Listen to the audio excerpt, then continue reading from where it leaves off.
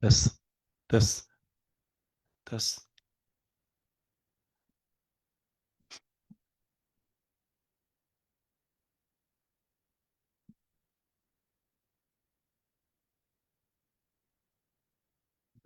Rregullish, po? Faleminderit. Përshëndetje për gjithë, të nderuar anëtar të Këshillit Prokurorial, të nderuar partner ndërkombëtar, të nderuar përfaqësues të medjave dhe përfaqësues të shoqërisë civile, të nderuar të pranishëm, po hapi takimin e 292 të Këshillit Prokurorial të Kosovës. Më lejoni që fillimisht të konstatoj quorumin. Të pranishëm, tani i kemi të gjithë për herë të parë jemi 7 anëtar këtu, sepse tani më e kemi edhe anëtarën e re, e cila pas pak edhe do ta bën betimin. Kështu që do të thotë janë të gjithë anëtarët e Këshillit Prokurorial prezent. Ju e keni marrë agjendën të nderuar kolegë dhe materialet me 6 pika të rendit të ditës. A ka dikush ndonjë propozim lidhur me rendin e ditës, që don me plotësu? Po, urno kolegu Isar. Kryesues, përshëndetje për gjithë. Atëherë, me qenë se nuk bëhet fjalë për nevojën për me pas material shtesë, propozoj që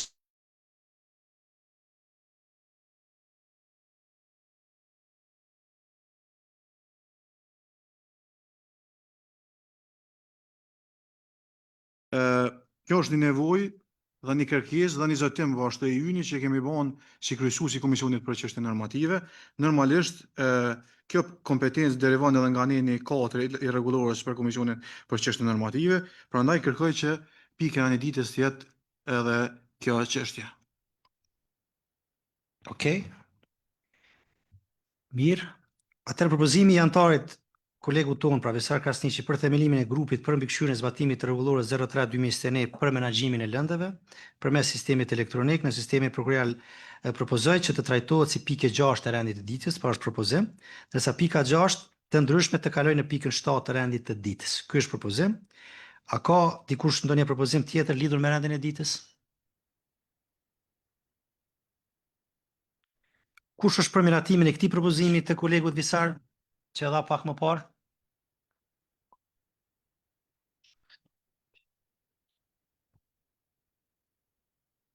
Kundër nuk pat, abstenim nuk pat.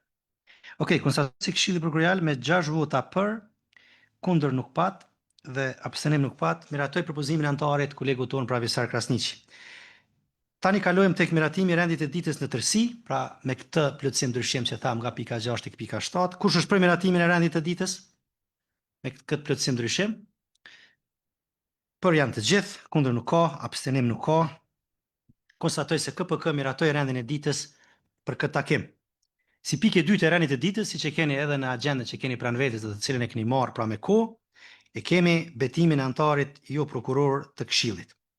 Tek pika 2 pra kemi betimin e anëtarës jo prokuror të Këshillit Prokurorial të Kosovës, andaj e ftojmë zonjushën Arlinda Muqa që të bëj betimin. Betimin, respektivisht tekstin e betimit do ta lexoj unë në këmbë, ku kërkohet edhe kolegja pra që ngritet në këmbë, ndërsa në fund kërkohet nga njëjta vetëm që të betohet dhe pastaj ta nënshkruaj në tekstin e betimit.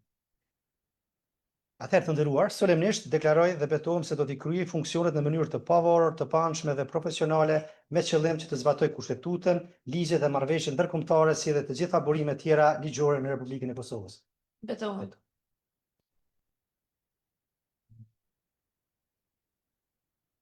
Urime suksese, kolege.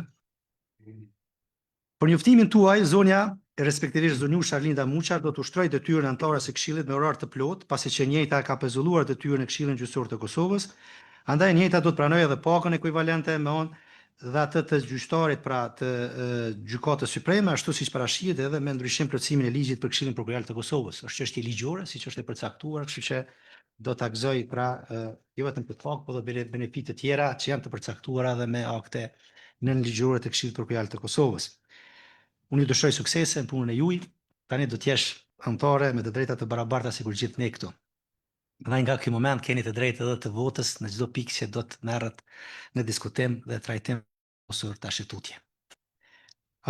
Si pikë e tretë e rendit të ditës, ashtu siç e keni pra në agjendën për procedurën disiplinore për anëtarët e Këshillit Prokurorial.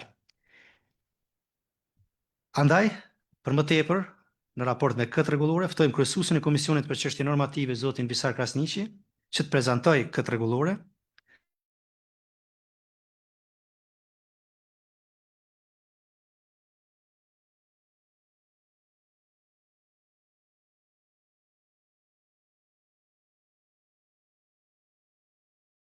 E kemi pas parasysh çështjen e përkthimit të rregullores në 3 gjuhë, mirë po nga sekretariati jam njoftuar që në këtë fazë në mungesë të stafit do të jetë e pamundur përkthimi paraprak, kështu që deri në një fazë kur do të kemë plotësim të stafit, do të vazhdojmë kështu siç kemi vazhduar deri më tani. Atëherë, Komisioni për Çështje Normative, në takimin e mbajtur me datën 7 prill 2026, ka marrë vendim për miratimin dhe procedimin e Këshillit të draft rregullores për procedurën disiplinore ndaj anëtarëve të KPK-s. Kjo rregullore për njoftimin tuaj është hartuar nga komisioni i kaluar dhe ka kaluar edhe filtrat e dëgjimit publik gjatë periudhës raportuese nuk janë pranuar asnjë koment lidhur me këtë rregullore.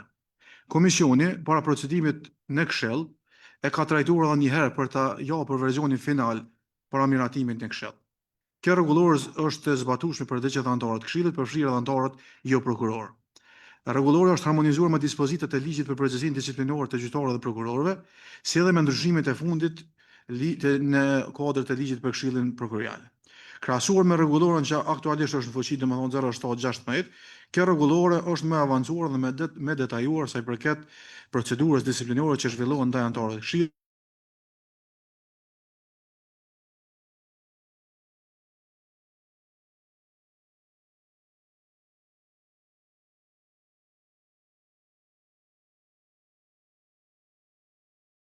Pranohet dhe regjistrohet e njëjta sipas procedurës.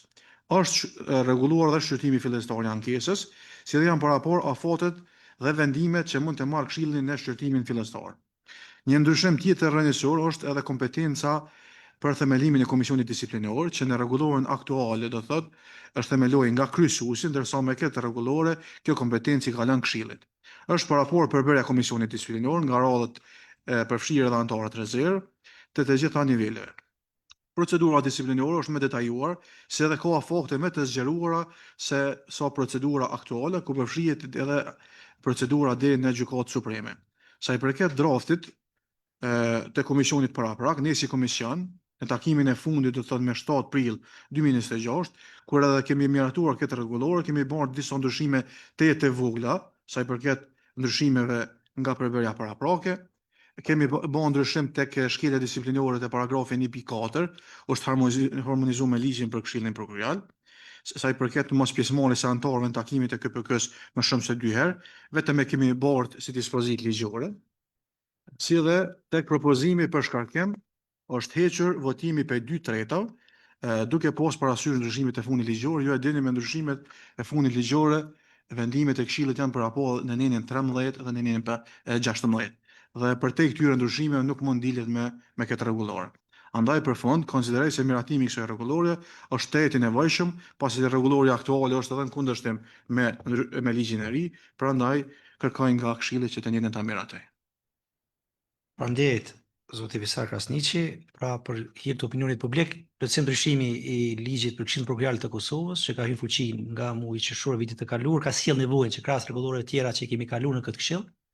Pra një nga ato rregullore është edhe kjo, që ka të bëjë me procedurën disiplinore për anëtarët e Këshillit Prokurorial, që kanë sjell pra nevojën edhe për ndryshimin e kësaj rregullore. Natyrisht e njëjta është punuar edhe në komisionin paraprak që ka qenë ku unë kam kryesuar me atë komision, me disa ndryshime të vogla tani në komisionin aktual, Komisionin për Çështje Normative, si e tillë pra sjell në këtë Këshill, ashtu siç e tha edhe kolegu Visar, e shtjelloi, domethënë ndryshimet çfarë ka ndodhur.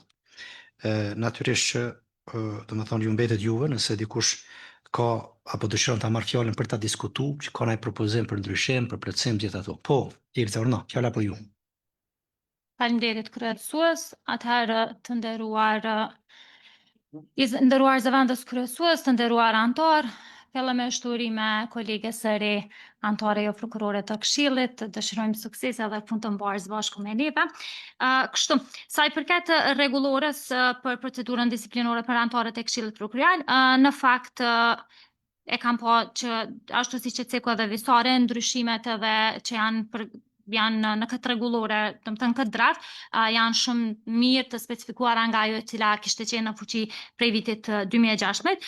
Vetëm unë çka kisha propozu për me u specifiku është vetëm te neni 20, veprimet e Këshillit pas raportit të Komisionit Disiplinor ad hoc.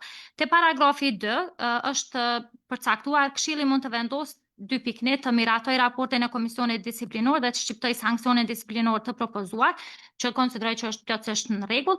Në paragrafi 2.2 hedh raportin e Komisionit Disiplinor. Këtë pjesë ose këtë përcaktim në rregullore mendoj që ishte dashur me specifiku, sepse zakonisht hedhja e një raporti ose një parashtrese zakonisht bëhet në procedurën fillestare, do të thonë kur shqyrtohet nëse është kur ka pengesa procedurale. Kështu që në këtë rast i bën që nave që kemi hyrë në shqyrtim të raportit është zhvillu procedura hetimore ndaj anëtarit të Këshillit, kështu që mendoj që ose ta largojmë tërësisht edhe të mbetet vetëm miratimi i raportit ose ndryshimi i sanksionit ose edhe refuzimin tërësi i raportit të Komisionit Disiplinor, ose e njëjta të bëhet që të hidhet raporti Komisionit Disiplinor nëse plotësohet me përshkrimin, për shembull, hedhet poshtë raporti Komisionit Disiplinor për shkak të kalimit të afateve të parapara me këtë rregullore për përpilimin e raportit, ose nëse i njëjti nuk është përpiluar në fajte me rregulloren, do të thonë siç e përcakton pastaj neni 19 se çka duhet të përmbaj raporti. Kjo çështja e hedhjes po më duket më shumë është e aspektit në fakt është aspektit procedural. Kështu që veç ta specifikojmë, edhe nuk e dim çfarë kuptimi e kam pas këtë hedhje. Na kam pas në aspektin e refuzimit të raportit të Komisionit Disiplinor ad hoc, apo apo për hedhje poshtë për pengesa procedurale. Do të thënë që nuk mundet mu votu raporti. Visara, mund është mas për të me nësë qaru, apo ta japu në propozimin tem konkret dhe mandej veç në këtë pikë. Nuk ka problema nëse shtojmë, po mendoj që është mjaft mirë e mbuluar. Këtu janë parapo situatat çka vendos Këshilli. Do thot e miraton raportin ose hedh poshtë. Për cilat raste hedhet poshtë janë specifikuar më lart. Kështu që mendoj që edhe nëse nuk mbetet kështu nuk ka ndonjë farë paqartësie. Kemi parasysh është tallon procedura disiplinore ndaj për shembull se ç'është rregulluar me ligjin për përgjegjësinë disiplinore ndaj gjyqtarëve dhe prokurorëve, për shkak se atje është autoriteti kompetent, ai i cili mund të fillojë, mund ta dërgojë pastaj në Këshill, ndërsa raport me përgjegjësinë disiplinore të anëtarëve të Këshillit Prokuror është pak më ndryshe. Do të thonë është e rregulluar edhe me ligj kjo pjesë, por edhe me këtë rregullore që është e veçantë. Prandaj unë nuk po mendoj që domethënë edhe nëse mbetet kështu mund të jetë gabim, por megjithatë nëse keni propozim konkret që pika 2.2 e nenit 20 se si të ndryshohet, atëherë mundemi me trajtu dhe mundemi me ndryshu. Pse jo? Se derisa jemi këtu. Atëherë propozu që ma aspekti me qenë përderisa është e para miraton raportin edhe i shqipton, atëherë kjo të ndryshohet të bëhet e refuzon raportin e komisionit, sepse ajo njëna duhet më bo, ose e hedh poshtë për nëse e loj me hedh poshtë, ma shumë shkon për aspekte procedurale, pengesa procedurale pse hedhet poshtë raporti komisionit. Propozimi ju i konkret është me zëvendësuar që atëherë e refuzon në tërësi raportin e Komisionit Disiplinor.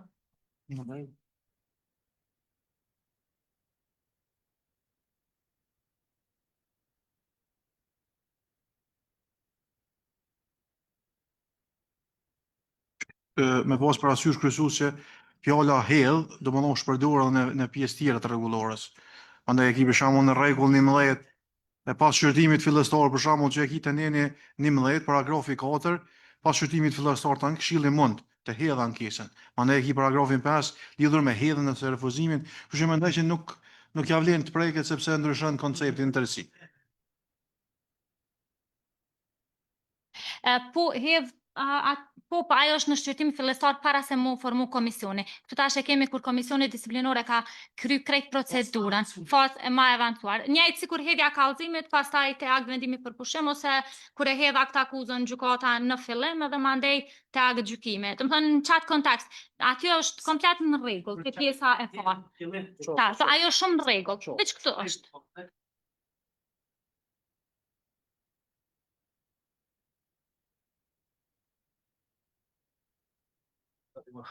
Faleminderit. Faleminderit për fjalën, nderuar kryesues, nderuar ushtrues detyre krye prokurorit të shtetit, nderuar antar të Këshillit, shfrytëzoj rastin edhe unë ta uroj për mandatin anëtare në re të Këshillit, duke ju uruar sukses, klim bashkëpunimi dhe sukseset përbashkëta. Po mendoj që me drejt e ka ngrit kolegja çështjen apo vërejtjet e saj sa përket paragrafit 2.2, sepse qëndron konstatimi që hedhet në start një kërkesë disiplinore pa u lëshu fare në shqyrtim, ngjashëm sikur se i bëjmë ne hedhjet e kallëzimeve penale në mungesë qoftë të parashkrimi, qoftë kur ka mungesë veprës penale, kur është dënuar, kur ka vdek kryesi e kështu me radhë. Pra për ato rrethana, ndërkashtu pasi që kemi hyrë veç në procedurë, ndoshta mund të jetë që refuzohet raporti i komisionit, duke ja shtu këtë pjesën si i pa bazuar ose i pa themel, varësisht si dëni edhe mundemi si zgjidhje me dalë dhe është e kuptueshme. Pajtomi, kolegu Milot, nëse përfundove, pajtomi tek në 20.2.2 që veç ta bojmë ta refuzoj raportin e komisionit disiplinor si të pabazuar. Diçka tjetër apo? Po, tek neni 7, paragrafin e pika 1.4, shkruan kështu: shkarkim nga funksioni i antarit Këshillit nga radha e antarëve prokuror, përfshirë kryeprokurorin e shtetit, vetëm këtë pjesën e dytë do isha me diskutu, pse ndoshta ka qenë pjesë që kryeprokurori Agruni ta ngres, por kam dilemën duke qenë para faktit që kryeprokurori i shtetit është antar ex officio dhe ka mandatin 7 vjeçar nesër me dekret, do të jetë problematike që të shkarkohet nga kjo cilësi pa ja marrë statusin e kryeprokurorit të shtetit, kështu që këtë dilemë deshta me ngrit për diskutim, se a mund të qëndroj kësaj apo po bëjmë një zgjidhje që bëjmë te kalimin e zgjidhjeve që i ka dhënë ligji. Edhe e dyta, rregulloria gjithkohë i referohet si termit ftesë, duhet të jetë thirrje, sepse ftesa ka një kuptim tjetër, thirrja është ajo metoda themelore përmes cilës sigurohet prezenca e subjektit disiplinor dhe ka karakter detyrues. Ftesa asnjëherë nuk ka karakter detyrues. Mund është i përgjigjesh, po mund është edhe mos i përgjigjesh. Te thirrja ka detyrime, ka dhe pasoja, ka dhe paralajmërime. Kështu që kisha propozuar që në tërësi pa u nal se ku përmendet, po termi ftesë të zëvendësohet me termin thirrje, sikurse kodi procedurës penale që e parashes si tillë. Tjetër diçka nga ky shikimi jam nuk vrejta se ka ndoshta ndonjë vrejtje tjetër. Faleminderit. Faleminderit kolegu Milot për këto sugjerime, sa i përket kësaj pajtohem plotësisht, domethënë që të zëvendësohet ftesa me thirrje, sepse është term ligjor. Sa i përket nenit 7 pikës 1.4, nëse lexojmë me vëmendje, thotë shkarkim nga funksioni i antarit të Këshillit Prokurorial nga radhat e antarëve prokuror, përfshirë kryeprokurorin e shtetit. Tash kryeprokurori i shtetit është ex officio dhe natyrisht që një nga masat që mund të shqiptohet është edhe kjo. Pajtona me ty që derisa është kryeprokuror i shtetit andej, ai gjithmonë është antar i Këshillit Prokurorial këtu. Nuk e di Visar, keni koment lidhur me 1.4-shin? Po, kemi diskutuar këtë çështje. Duhet me pas parasysh edhe një vendim të fundit të Gjykatës Supreme, ka thonë edhe ushtruesi i detyrës është i barabartë me gjithë anëtarët e tjerë. Rregulloria aktuale i barazon gjithë anëtarët, pavarësisht a është prokuror apo është kryeprokurori i shtetit. Mirë, po duhet me pas parasysh te rekomandimi për shkarkim. Kjo vlen në Këshill. Pastaj vazhdon procedura në Gjykatën Supreme dhe vetëm pas shtrirjes së procedurave në Gjykatën Supreme, Këshilli duhet me prit. Dhe në momentin kur përfundon procedura në Gjykatën Supreme, Këshilli mund t'i rekomandojë domethënë presidentit për shkarkim. Është absolutisht i barabartë dhe nuk ka mundësi të ndohet prej anëtarëve të tjerë. Është e mundshme me humbë edhe mandatin edhe kryeprokurorit i shtetit. Nëse shkarkohet si antar i Këshillit, e humb mandatin edhe kryeprokurori, mirë po gjithmonë në pritje të procedurës në Gjykatën Supreme deri te dekreti i presidentit. Visar, se përket aktit final, ajo nuk diskutohet. Po këtu jemi në situatë juridike ku, për shembull, nëse flasim për një antar, të zonë, për marrim një shembull Elza, është antar. Edhe nëse Elza shkarkohet, po supozoj, në Këshillin Prokurorial, nuk do të thotë që shkarkohet nga pozita e prokurorit, sepse kjo kthehet me rregullat edhe Miloti në këtë rast që janë antar prokuror. Do të thonë, tash a vlen që kjo e njëjtë edhe për kryeprokurorin apo si është? Kjo është çështja se me të drejtë e ka ngrit Miloti 1.4. Është mirë ndoshta vetëm që të kemi një debat më të madh dhe të mos dalim para një zgjidhje që nuk është praktike dhe nuk është funksionale. Unë e shoh si problematike në zbatim konkret nesër, kushdo që është në krye të krye prokurorit të shtetit, nuk ka ndonjë emrat e përveçëm, po e shoh pak si të mirë, ndoshta si mundet me na sjell shumë probleme sepse po flasim për dy pozicione të ndryshme. Është pak problematike për te kushteve ligjore që ka paraqo ligji t'i merret mandati kryeprokurorit të shtetit. Pozita e kryeprokurorit të shtetit është shumë e fuqishme sepse përveç zgjedhjes duhet edhe rekomandimi edhe dekreti i presidentit. Edhe mandati është goxha i fuqishëm. Unë e shoh pak problematike. Për atë arsye vetëm e ngrita sepse nuk është që po më pengon diçka, po në praktik nëse na ndodh e shoh problematike se si të zbatohet.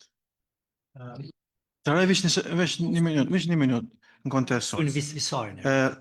Unë po lexoj një propozim që ka qenë i diskutueshëm në komision, ndoshta përbën një zgjidhje. Ne kemi parapo, mos u prek neni 7, mirë po të neni 22, kur është procedura ankimimit, kemi thonë kështu, në rastin e kryeprokurorit të shtetit, kur gjykata supreme konfirmon vendimin për shkelje disiplinore, Këshilli dërgon te presidenti propozimin për shkarkim se bashku me dokumentacionin relevant. Deri në vendimin e presidentit, Këshilli merr vendim për caktimin e ushtruesit detyrës së kryeprokurorit të shtetit.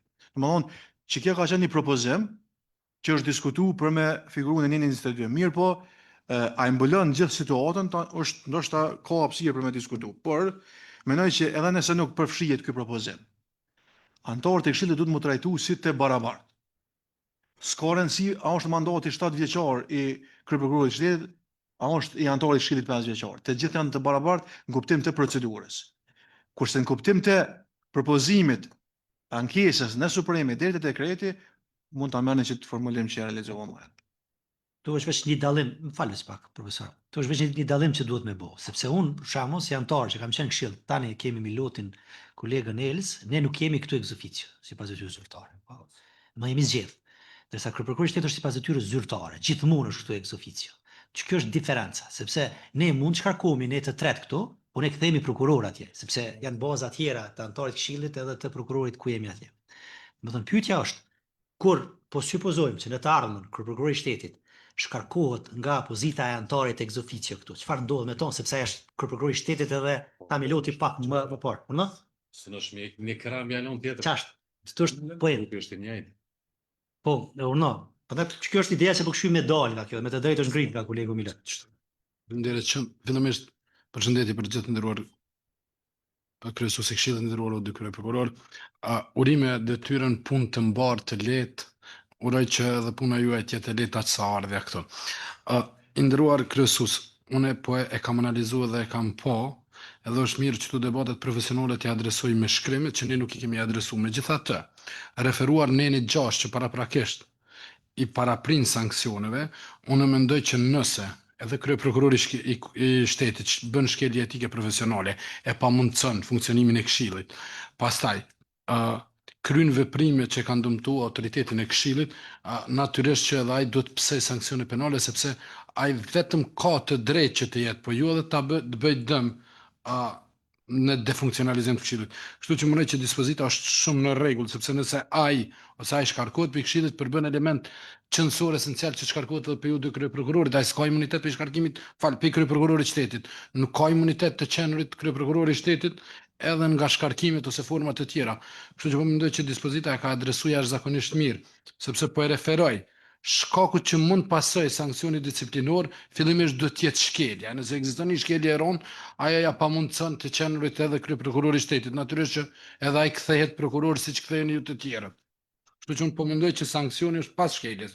Kolegu Dardan, faleminderit për komentet, por kemi parasysh. Nuk mundemi standarde 2 fishta me pas. Do të duhet një standard. Sepse unë e kuptoj qenurit antar, shkeljen që bojnë se cili ka përgjegjësinë e njëjtë. As që diskutohet më për shkeljet që mund ndodhin. Mirë, po vetëm e kemi problemin që tek gjithë antarët këtu që jemi 3 e kemi shumë lehtë, dim se çfarë bëhet me ta sepse kthehen në pozitën e prokurorit. Mirë, po tek kryeprokurori ky s'u kthehet në pozitën e kryeprokurorit atje, sepse nëse kthehet atje është prap antar këtu.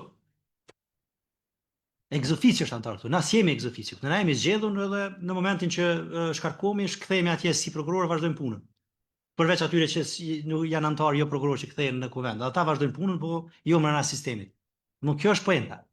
Edhe që tu duhet kemi një propozim që dilën nga kjo, sepse unë nuk jam që kryeprokurori ketë mundësi me shkelet, mos ketë pasoja për to, të vazhdon të jetë antar. Mos jam për atë pjesë. Nuk mundet me qenë standard tjetër. Po veç se si gjinet një zgjidhje, këtu kisha dashur që edhe e kemi ushtruesin e detyrës kryeprokurorit nëse ka ndonjë rekomandim konkret që të na ndihmoj se si dalmi nga kjo citat. Zoti Qala, ke ndonjë koment? Faleminderit. Së pari përshëndetje për anëtarin e re, të uroj sukses, punë të mbarë. Shikoni, me të vërtet, kjo ligji është i qartë, edhe kryesuesi po e thekson ton kohën, cila është, si më themi, pozita apo status quo e kryeprokurorit shtetit. Ligji edhe për prokurorin e shtetit, po dhe ligji i Këshillit Prokurorial saktë tregon që është sipas detyrës zyrtare, ex officio. Tash, cilat janë limitet normal që dihet në vendimmarrje e në gjitha procedurat që është antari i barabartë siç po e thekson Vesori, është e padiskutueshme. Mirë, po pozita e tij kushdo që të jetë ai në përbërjen e Këshillit është ex officio, sipas ligjit. Tash, cili do të ishte sanksioni në rast të ndonjë shkeljes të etikës apo ndonjë shkeljes tjetër, dhe kush është autoriteti që do ta udhëheqte atë procedurë. Në rastin konkret, nuk e di përbes është situatë që me u përfshi kryeprokurori i shtetit në procedura që ligji nuk i përcakton në formën se si është. Ai është, si me thonë, nuk është i zgjedhur, që si e thatë edhe ju, i nderuar kryesues, po mbi bazën e ligjit, dhe tash procedurat që do vlenin për të, atë janë të aspektit që do të veçoheshin, apo hyn në konceptin e procedurave që vlen për gjithë anëtarët. Këtu është ajo dilema e madhe. Nëse do të ishmi në një pas procedurës që do të vlenin edhe për të, atëherë çka me aspektin ex officio të tij. Shumë bukur ka shtruar kryesuesi situatën se çka në fakt kryeprokurori dhe çka ndodh me të nëse do zhvillojë një procedurë këto. Nëse tash është shumë interesant cili autoritet do zhvillojë çat procedurë. Po, si mundesh shembull me mohu çat fokin që është ex officio dhe tash po e trajtojmë barabartë me çatë. Edhe pozicioni i tij më pastaj, atje këtu humb, atje nuk e humb. Vërtet nuk di si më dhon zgjidhje kësaj situate, shkaku që me siguri që një bisedë do të më para se t'jap fjalën kolegut Visar, do të thotë ne nuk kemi një praktik prokuroriale, sepse po të kishim një praktik që zhvillu për shembull ndaj antarëve prokurorës e ndaj kryeprokurorit, besoj se do të kishim pas edhe zgjidhje, se ndoshta çështja kishme përfunduar deri në gjykata, do të kishim marrë vendime edhe nga gjykata. Ajo çka, domethënë bën me mendu mu është fakti që jo vetëm që ne nuk jemi këtu antar ex officio, po flas për neve treve në raport me ju si ushtrues të tyre kryeprokurorit të shtetit, por ne për dallim pite ne kemi të pezulluar funksionin e prokurorit. Do për nga vim, edhe Miloti, edhe Ilza, dhe unë kemi të pezullun atje funksionin. Ti se ke të pezullun, ti antar ex officio në funksion të ushtruesit të tyres kryeprokurorit të shtetit. Kjo është ai statusi pa barabartë midis nesh, po tham kuptimin e asaj për nga vim edhe kuptimin e qenerit këtu si zgjedhur apo ex officio. Po, kolegu Visar, no. E para, nuk është mirë më bon praktik, rregullori apo kalon të gjitha fazat e debatit publik, s'ka vërejtje, s'ka komente, diskutimet po hapen këshill. Dyja është vendosur në komision kjo rregullore, edhe me komisionin paraprak edhe në komision. Pyetja është shumë e thjeshtë. Kur të shkarkohet antari, po e marr shembull juve vini nga apeli, ktheni në apel. Ky kryeprokurori i shtetit nuk e humb rolin e prokurorit. Kthehet prej nga ka ardhur. Mënyra e humbjes statusit është e barabartë për të gjithë. Prandaj nuk kemi mujt me vendos dispozitën që lexova më herët. Ne kemi mujt me thonë që do të pritet procedura, në gjykatë supreme i rekomanduhet presidentit për shkretje. Mirë po, mënyra se si ka ardhur, Ta kryet qartë. edhe kthehet. Sikur të për të gjithë anëtarët e Këshillit. Prandaj unë s'di pse ka dilema nëse kryeprokurori shtetit ka bën shkelje disiplinore. Pse ai nuk duhet me humbë funksionin e kryeprokurorit të shtetit. Këshilli e ka zgjedh. Këshilli e shkarkon. Më fal Luis pak. Përfundojmë sa? Hajde. I nderuar pyetja është, a humb pozitën e tij, status quo-n e tij si antar i Këshillit apo pozitën që e ka atje? Si antar i Këshillit është ex officio, apo? Po kjo është pyetja relevante edhe thelbësore.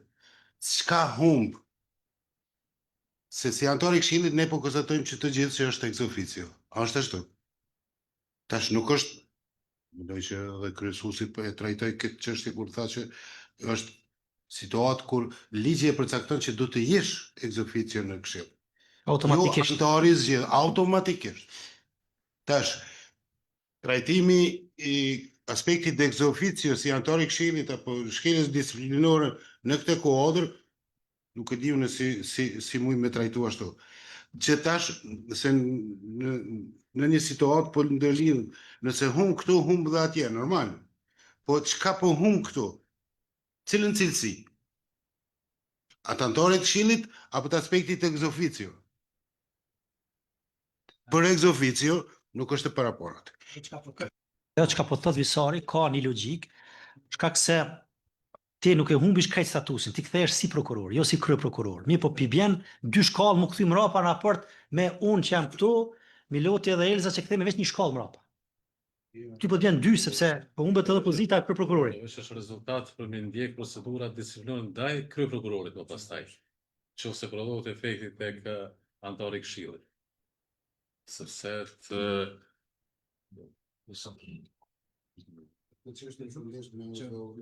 Besus, a kemi parasysh që na po e bojmë fjalën për një shkelje. Nëse ekziston shkelja si e tillë, nuk do të më diskutuas për kryeprokurorit sankcioni.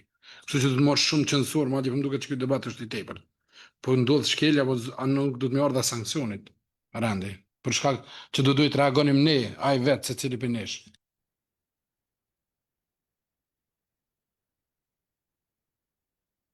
Faleminderit. Në këtë rast po pajtohem edhe unë tash me Visarin, sepse edhe mu në fakt më dok njerë pak e pa qartë, mirë po në momentin që kryeprokurori i shtetit, ani pse është antar ex officio, në momentin që e bën një shkelje si antar i Këshillit, nuk i respekton rregullat, ligjin, kushtetutën, atëherë ai nuk është i denjë më me qenë as kryeprokuror i shtetit. Kështu që në momentin që e humba statusin e antarit të Këshillit, ai patjetër që duhet më shkarku edhe prej kryeprokurorit të shtetit. Nuk është korrekte ti po ta bën shkeljen në Këshill prokurorial, të shkarkon prej antarit të Këshillit edhe me vazhdu me mbet, domethënë me vazhdu me mbet kryeprokurori i shtetit. Kështu që veç çish po thotë edhe kryesuesi i bjan më kthy dy shkallë mbrapa. Nuk e humb statusin e prokurorit siç se humb me na, vetëm se thjesht nuk është më i denjë në rregull e zhvillon Këshilli edhe konsumon, kështu që mendoj që do të më qenë komplet barabartë dhe kjo veç jam pa mundson më me ushtru edhe funksionin. E tani me pa mundësi, ndoshta s'pëdim se zëvendësi i kryeprokurorit të shtetit, nëse po se ditash me leq sa mujna ato me zëvend këtu, nuk mundet, kështu që ajo është çështje tjetër që nuk bën. Po sidoqoftë do të me humbë edhe pozitën e kryeprokurorit të shtetit. Domethënë na gjithë jemi aty, sepse gjithë po pajtohemi se shkelja është shkelje. Edhe ku ai që shkel në pozitën e antarit të Këshillit natyrisht ka pasoja si të jetë kryeprokuror, si të jetë prokuror e gjithçka tjetër. Domethënë pasojat janë aty. Po vetëm ideja është çysh me rregullu proceduralisht çito. Më proceduralisht si me jetësu. Qështu sikur që domethënë shkarkim nga funksioni antarit të Këshillit nga radhat e antarëve prokuror përfshirë kryeprokurorin e shtetit. A mund me precizu diçka këtu Visar? Ose me shtu këtë që e dha si ide drejtori pak më parë në një procedurë, domethënë disiplinore. Që ato kishme mujt me specifiku, e cila është bazë për inicimin e procedurës për shkarkim të kryeprokurorit të shtetit. Se keni parasysh, nëse lëm kështu sikur që është dispozit blanko. Edhe nëse kur ti punat e zbatimin praktik, Se mundet me pas një situatë tillë në të ardhmen, cila do të qoftë, se rregulloria bëhet për situatat që mund të vinë të ardhmen, edhe çfarëdo situate që vjen do të kish me kanë mirë e precizuar kjo, sepse nëse nuk është mirë na krijon problem zbatim praktik. Unë uroj që kur mos zbatohet kjo, po kur është e nevojshme që zbatohet, s'pa ku ta kemi të rregulluar. Kryesues, në rregullorën për zgjedhjen e kryeprokurorit të shtetit është një dispozitë atje ku thotë të mos ketë procedurë disiplinore, të mos ketë mos disiplinore të shqiptuar. Domethënë, është edhe një dispozitë atje ku flet për atributet që duhet mi pas kryeprokurori i shtetit. Unë propozimi i komisionit për çështje normative është ky draft pa ndryshime. Kushdo që mendon se është dosh me bo ndryshime ndryshe, o dosh me pru me shkrim, edhe me orë me arsyetu edhe në komision. Kështu që propozimi jam, si kryesuesi i komisionit është ta hullim në votim pa asnjë ndryshim, përveç ato që i përmendim Miloti që ishin teknike të thirrja të ftesa. Tash, nëse i zbatojmë standardet për procedurat disiplinore ndaj kryeprokurorëve të shtetit, ato gjithë janë të njëjta, domethënë për krejt prokurorët ata i nënshtrohen sikurse prokurorët. Domethënë nëse jam i saktë këtu. Që vlen procedura e njëjtë sikur që shkarkohet shembull një prokuror. Domethënë nga komisioni disiplinor pastaj deri në këshill që bëhet propozimi. Prandaj edhe në këtë aspekt nuk dallon as pozita e kryeprokurorit në raport me kryeprokurorë tjerë. Përveç faktit që në fund gjithmonë domethënë kërkohet tek çështja e emërimit ajo, jo tek çështja e shkarkimit, sepse për shkarkim vetëm njoftohet presidenti, si për kryeprokurorin e prokurisë themelore, si për të shtetit. Mi po tek emërimi është çështje pak më ndryshe, sepse duhet pjesën domethënë të gjithë prokurorëve tjerë e bën këshilli, ndërsa për kryeprokurorin e shtetit duhet dekreti i presidentit. Po, urnoj. Më shtu që përmendësh është më rëndësi. Po nëse shto, mandej të rregulloria që është për tu përgatit për të rregulloria për zgjedhjen e kryeprokurorit të shtetit, aty mujna me lanë mandaj si hapësirë si shtesë shkarkimin e kryeprokurorit të shtetit, propozimin në rast se ai shkarkohet si antar i këshillit. Edhe mundet me u bë lidhja mes të dy rregulloreve. Për disa janë më qartë. Nëse këtu na e vendosmi këtë pjesën që paraqet bazë për iniciimin e procedurës disiplinore për shkarkim të kryeprokurorit të shtetit, kjo mandej mundet me shërby atje si dispozitë në vete kur shkarkohet kryeprokurori i shtetit, vetëm vendoset, domethënë si arsye e shkarkimit të kryeprokurorit të shtetit, shkarkimi nga pozita si antar i këshillit, edhe i ki të lidhura të dyja të është domethënë komplet ligjore. Kështu që nuk isha ashtu vetë që të pjesën është bazë për iniciim të procedurës për shkarkim. Po, pardon. Që na po flasim. Jepi sa më shumë ide sepse ideja është me gjetë më të mirë. Prandaj po diskutojmë. Ky nën vjen në pyetje mbasi që ka ekzistuar shkelja. Absolutisht, Për ta ruajtur kredibilitetin, ai edhe vet reflekton, edhe pse s'kemi bazë provoj. Ki e parasysh se kjo dispozitë ndoshta nuk mund të aplikohet fare asnjëherë, sepse s'ka ndodhur nga praktika. Nuk po flasim për dispozitë që imponohet, sepse nëse kryeprokurori ka të pamundur, sepse secilin nga ne kemi të drejtat kur mungojnë nga këshilli. Por ideja qëndron si të trajtohemi të gjithë të njëjtë, mos ta bllokojmë funksionimin e këshillit në asnjë çështje në asnjë kusht. Këtu qëndron ideja, mbajini mend. Po flasim për një dispozitë që vjen mbas shkeljes. Në një demokraci të zhvilluar, në një demokraci normale s'kish mu diskutu fare sanksioni nëse kish më ekzistuar shkelja. Kështu që na s'kena nevojë as shqetësohem sepse kjo dispozitë mund të mos zvije fare në funksion. Absolutisht. Ka mbi 2 vite gjysmë që po i bëjnë këshill, s'ka mungu asnjëherë.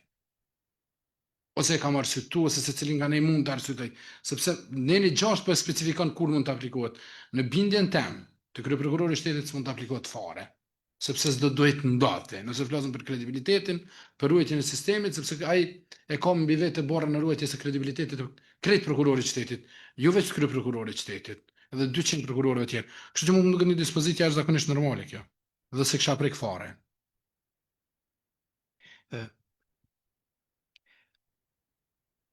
Lëm kështu siç është. Kështu sikur që është 1.4, atëri bie që në momentin kur shkarkohet nga pozita antarët këshillit, shkarkohet edhe nga pozita e kryeprokurorit. Automatikisht. Mu zhvillu.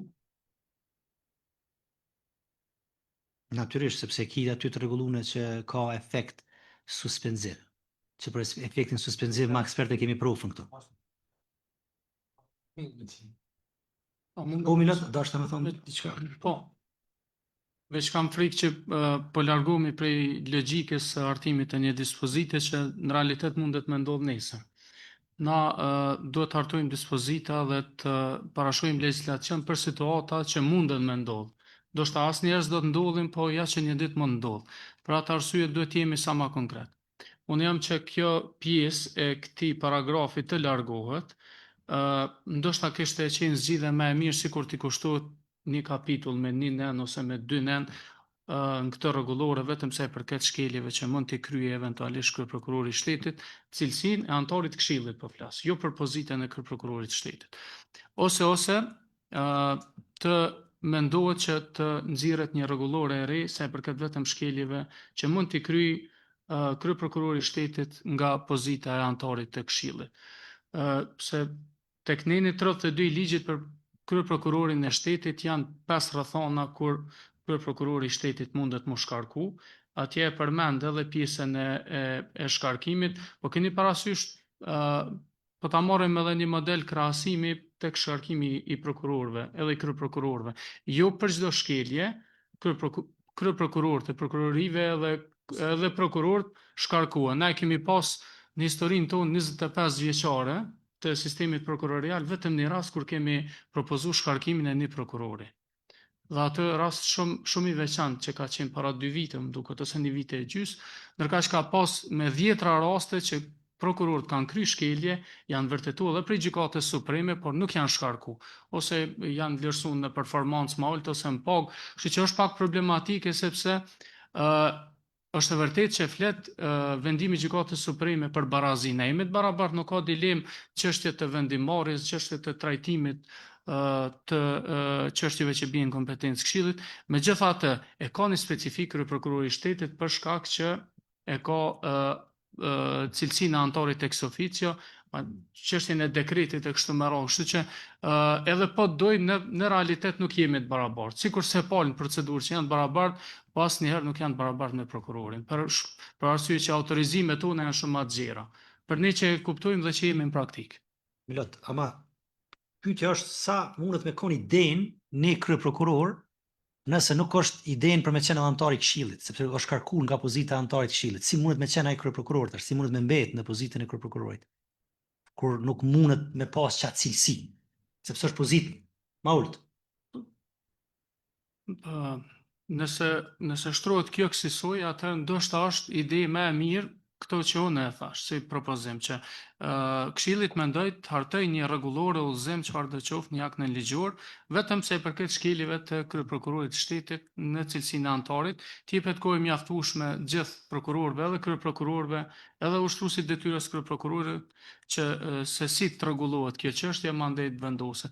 Kështu si është problematike edhe keni me pa dhe vetë që ka me hasë probleme. Natyrisht që kjo është çështje dhe ligjore, çështja e shkarkimit dhe 1.4 që nuk mundet mu hek, sepse nuk flet vetëm për pozitën e kryeprokurorit, flet në përgjithësi për krejt anëtarët, më flet për shkarkimin që duhet me ndodh. Edhe natyrisht që na nuk mundemi me përdorë standard të dyfisht në raport te kryeprokurori në raport me anëtarët, më duhet të jetë një standard.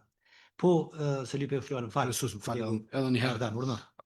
Na nuk po flasim për shkarkim. Mos ta ngatrojmë sankcionin disiplinor që mund të jetë shkas për shkarkim më pastaj. Na po flasim për 4 shkelje disiplinore të cilat mund të bëhen. Po i lexoj, nëse ka shkelje të kodit etikës. Nëse nuk ka ushtruar funksionin e anëtarit të këshillit. Dëgjom, po mirë, fal. Jo, nuk po mund me kalu. Nëse veprimet e tij dëmtojnë autoritetin e këshillit.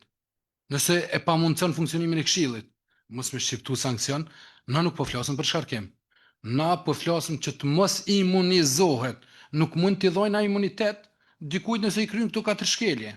Kështu që po mendojnë që është mirë me vendos në votim, sepse edhe ajo është njëri nga ne. E pastaj shkelja disiplinore a përbën element për shkarkim, ka trupa tjerë që mund ta vërtetojnë në rrugë të tjera pastaj. Na këtu si të fol me shkarku askënd. Na jem tu e disiplinu dikon nëse nuk i përmbush detyrat e punës vetë. Kaq.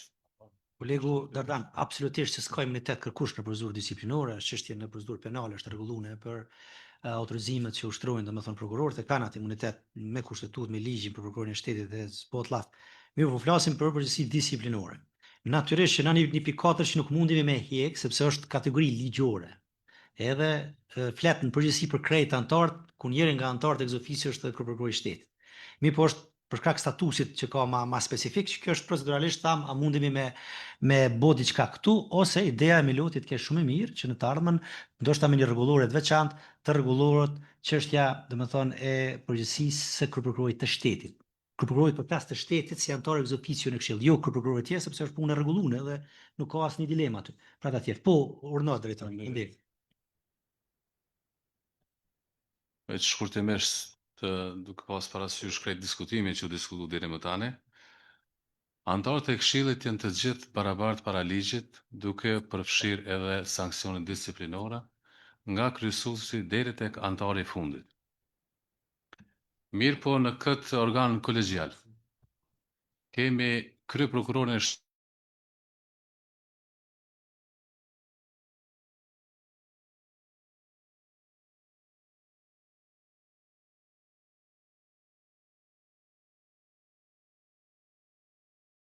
për prokuror shteti që është një rregullore tjetër.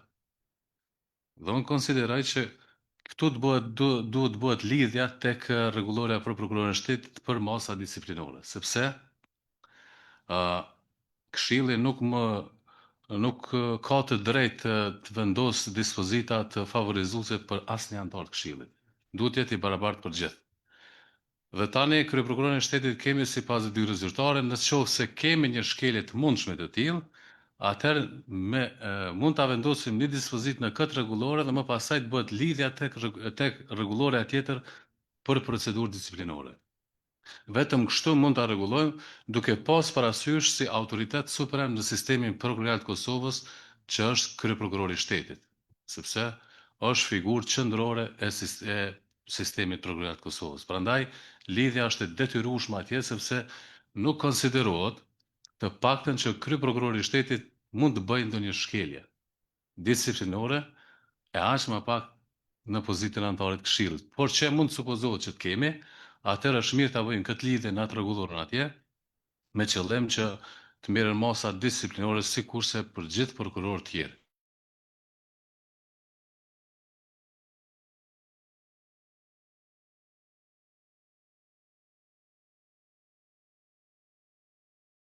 Apo prokuror në një prokurori të caktuar. Faleminderit.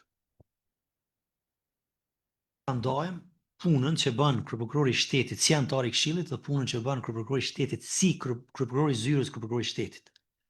Sepse ky mund kryen shkelje atje, i nështrohet një rregullore tjetër, një procedurë tjetër. Mund kryen shkelje këtu si antar i këshillit dhe i nështrohet kësaj rregullore. Më që kjo është diferenca. Po flas veç për pozitën e kryeprokurorit të shtetit, sepse për kryeprokuror tjetër është mirë rregulluar, s'kemi asnjë dilemë aty. Po këtu për shkak të qëndrimit i ex officio. Po no. Na e ndajmë në këtë formë, shkarkohet po shkarkohet, se nuk po flas me direkt si po e marr, po më duket si po e marr si personalisht. Kryeprokurori i shtetit, KUD ose kryeprokurori i shtetit për me mandat të plot, të rregullt, nëse ai shkarkohet sipas kësaj rregullore, kush vjen në vend të tij? Nëse atje e po që atëherë Elza, na kemi një praktik prokuroriale. Shtetit nuk shkarkohet, atëherë në vend ti kush vjen antar ex officio? Elza, në momentin kur këshilli shkarkon një kryeprokuror, automatikisht e cakton tjetrin. Automatikisht, ose derisa nuk e cakton, ka një zëvendës që ushtron atë funksion, po në automatike caktohet tjetri. Prandaj nuk është asnjë problem, kemi praktika tilla gjatë kohës, domethënë praktika tilla prokuroriale. Po keni parasysh se gjithmonë procedura është ajo që kërkon. Edhe në vendimin e fundit që kemi gjykatës supreme, që referohet pozitës së shkarkimit të kryeprokurorit të shtetit vitin e kaluar, pikërisht cekët procedura. Sepse atë procedurë duhet me u ndjek, s'mundet me marrë vendim këshillir ata. Domethënë që kjo është. Nëse i vjen zëvendës. Çfarë procedurë apo dojmë me pas të rregulluar këtu? Tjetër shteti zëvendësi i tij këto antar ex officio. Nëse ky vazhdon me punu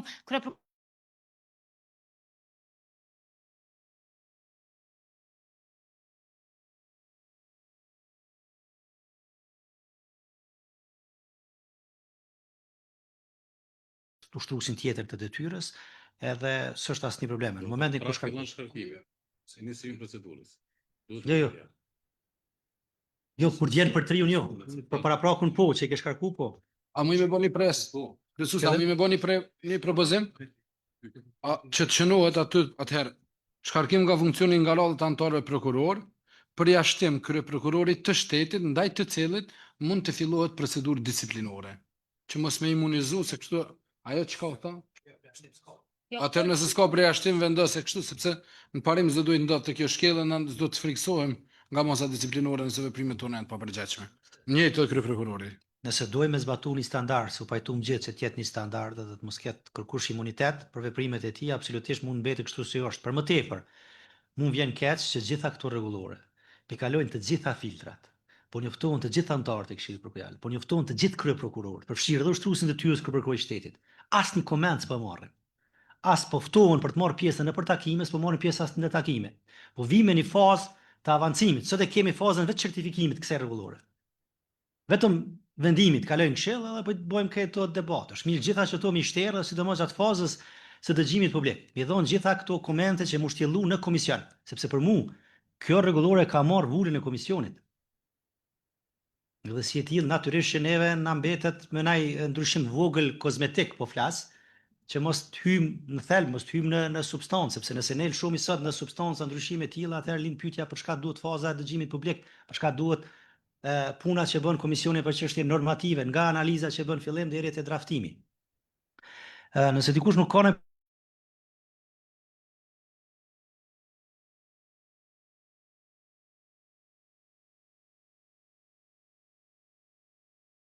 të ardhmen të rregullohet, sepse pozita e kryeprokurorit të shtetit si pozitë ex officio në kuadër të Këshillit Prokuror ka një status veçantë. Edhe natyrisht ish dash të rregullohet kjo një herë për gjithmonë mirë në të ardhmen. Ne e thamë që s'do të ketë nevojë ndoshta kurrë, po nëse një herë do të paraqitet një nevojë, të jetë rregulluar proceduralisht edhe ti referohemi rregullor. Sepse në fund kërkohet procedura që ndiqet.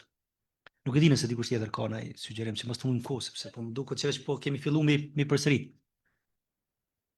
Unë nuk jam që s'ka nevojë me u bë diçka e re për mendimin tim, veç këto me specifiku edhe besoj që është shumë e qartë. Përfshirë kryeprokurorin e shtetit, presja ndaj të cilit fillohet procedura për shkarkim, edhe S'mundemi ashtu. për që dhe vazhdon kështu. S'mundemi, sepse tam një status, një trajtim do të më pas, si çdo antar tjetër, edhe se këtu po flasim kjo vlen, domethënë për antarët prokuror. Kështu që do të jetë një trajtim i njëjtë. Okej. A ka dikush tjetër diçka që don me shtu? Kolega Erling, tu ka herë pika që na morën kohë për diskutim, sepse ka çështje që mundohemi gjithmonë si antar këshillit që jemi, që t'i japim një zgjidhje sa më të mirë, sepse kjo rregullore do të jetë për ne dhe do të zbatohet për ne nëse do të ketë nevojë në të ardhmen. A ka dikush ndonjë propozim tjetër apo ta kalojmë kështu sikur se është? Me qenë se ka kaluar në komision, por do të kemi parasysh që to visar në të ardhmen që ta rregullojmë këtë çështje më mirë për pozitën e kryeprokurorit të shtetit. Atëherë, nëse nuk ka, do ta hedh në votim. Kush është për miratimin e kësaj rregullore? 3, 4, 5, 6, 7. Për herë të parë kemi 7 vota tani. Kundër nuk ka, abstenim nuk ka. Konstatoj se me 7 vota për, kundër nuk ka, abstenim nuk ka, miratohet rregulloria për procedurën disiplinore për anëtarët e Këshillit Prokuror. Rregulloria do të hyjë në fuqi nga dita e miratimit nga Këshilli dhe fillon të zbatohet nga dita e miratimit që është sot. Kështu që për sotit keni kujdes mos bëni shkelje sepse rregulloria është fuqi. Mirë, vazhdojmë me pikën 4. Po sasrisht po flas për ushtruesin e detyrës kryeprokurorit të shtetit sepse aty lhet si puna, se për tjerët s'paton problem. Okej, ex officio, po.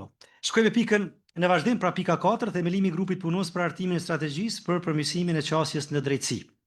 Tek pika 4 e rendit të ditës, pra kemi themelimin e këtij grupi punues për hartimin e strategjisë për përmirësimin e qasjes në drejtësi. Kjo është një nevojë që ka qenë ka herë, po natyrisht Këshilli nuk e ka diskutuar më parë, na po dojmë themelu pra një grup punues për me draftu këtë strategjinë për përmirësimin e qasjes në drejtësi, është një strategji që ka nxjerrë edhe vetë Këshilli Gjyqësor dhe natyrisht është mëse nevojshme për funksionimin të sistemit prokurorial. Andaj ja kalojmë fjalën kryesuesit të Komisionit për çështje normative, zotit Visar Krasniqi, që ta elaboroj pra pak më tepër në detaje për nevojën e themelimit të këtij grupi punues. Urna për juve fjala zoti Visar Krasniqi.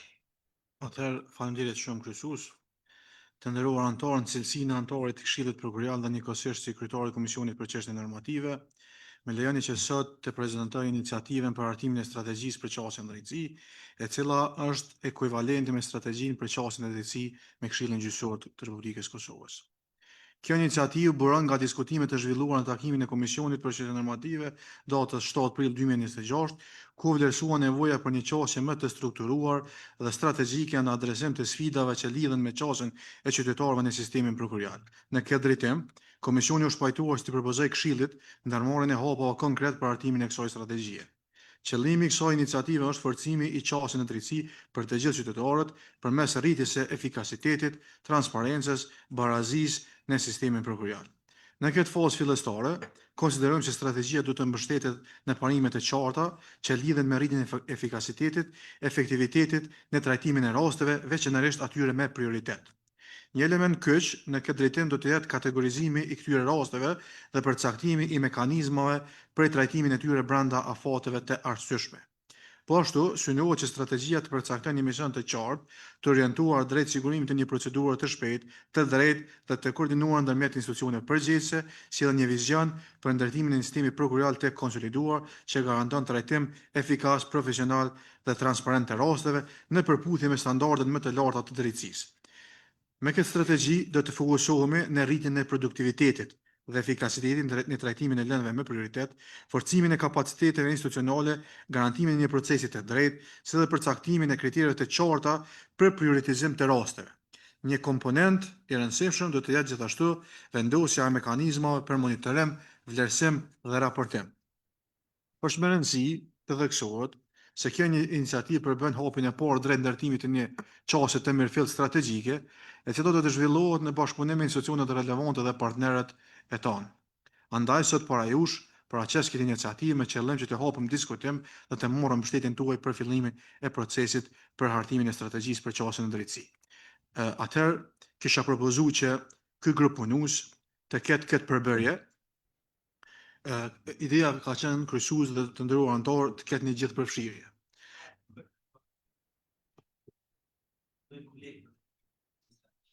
Mirë.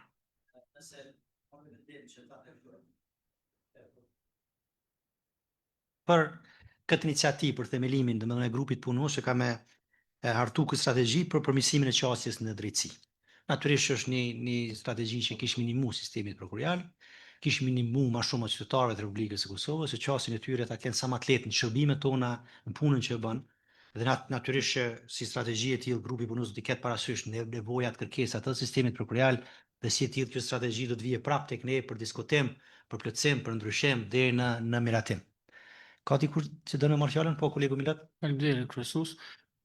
Veç doshta me i thonë doshta 2-3 fjalë, po mendoj që është iniciativë shumë e mirë, sepse pavarësisht prej kujt është ideu dhe se si ka ardhur deri këtu, është mirë që të ketë një nismë sa i përket përmirësimit të qasjes drejtësi, edhe në raportet vlerësimit nga mekanizma ndërkombëtar shpeshherë marrin vërejtje dhe kritika për shkak ndoshta të cungimit sa i përket dhe mbetjes pas kësaj fushë.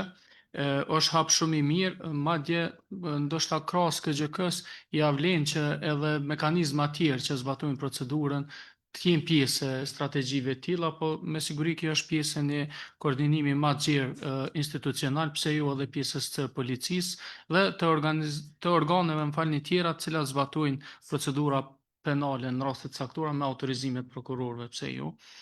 Kështu që është shumë e mirë, edhe unë jam për, do të thonë edhe përkroj plotësisht këtë nismë. Det, kolegu Milat, dikush tjetër apat me thonë diçka për këtë strategji para se të kalojmë në propozimin për grupin punues. Po besoj që ke marrë prokuror nga gjitha nivelet, edhe që të ketë sa më tepër gjithë përfshirje, sepse ka me qenë grup punues pak më i gjon, që të marrëmi pak nga 3 nivelet e prokurorive. Pse jo, ndoshta dikush edhe nga administrata jon që të na ndihmojë në këtë pjesë. Po Visar, a ke diçka propozim lidhur me këtë? Ashtu siç e kemi thënë edhe publikisht, ideja e hartimit të këtij dokumenti mjaft rëndësishëm ka qenë që të jetë produkt i një gjithëpërfshirje të njerëzve të sistemit, sepse kjo do të jetë për ne dhe do të përcaktoj aktivitete konkrete që, siç i tha dhe Miloti, edhe në kuptim të koordinimit, të bashkëndimit të veprimeve edhe me mekanizma të tjerë. Unë kam menduar që të jetë një përbërje ekuivalente ashtu siç është punuan strategjinë dhe planin strategjik të Këshillit. Kom mendu që këtë grup punues ta kryesoj një antar i Komisionit për çështje normative. Kom propozu Naim Abazin kryesues, nga zyra kryeprokurorit shtetit të jetë Shqipran Fazliu, nga prokuria speciale Rafet Halimi, nga prokuria apelit Shkelzen Ibrahimi, nga prokuria Gjakovës Qazim Kuqi, nga prokuria Mitrovicës Albona Parduzi, nga Prishtina letjet Besnik Jakupi, nga prokuria PS Valbona Agjosaj, nga prokuria Gjilanit Leonora Kadriu, nga prokuria Themelorën Frejzaj Ismet Ramoni, nga Prizreni Labinot Jetishi dhe nga sekretariati Bedri Goshi dhe Margarita Gjocaj. Kjo është një përbërje për 13 antarëve që mendoj që janë njerëz kompetent që mujnë me na servu këtij këshilli me pas një dokument të avancuar. Vetëm edhe një fjali, mos të harroj, nëse pajtoheni me formu këtë grup punues, le të jetë një kohë kufizuar kur i jepet ti grupi punues, ndoshta 60 ditë kishin me kënd optimale që këshillit m'ja propozu draftin e parë të kësaj strategjie. Shumë pak është. Nëse duhet pastaj xherojmë afatin. Është drafti i parë, po Pak është. Mund ta shtyjmë afatin me kërkesën që bëhet këshilli, s'është me pa problemi. standardi. Ani, bëjmë 90 ditë, s'është me pa problemi. Okej, do më u pajtuam që të ketë një grup punues për hartimin strategjisë, u dhan edhe propozime konkrete, me sa kuptova pa të gjithë përfshirje në të gjitha nivelet.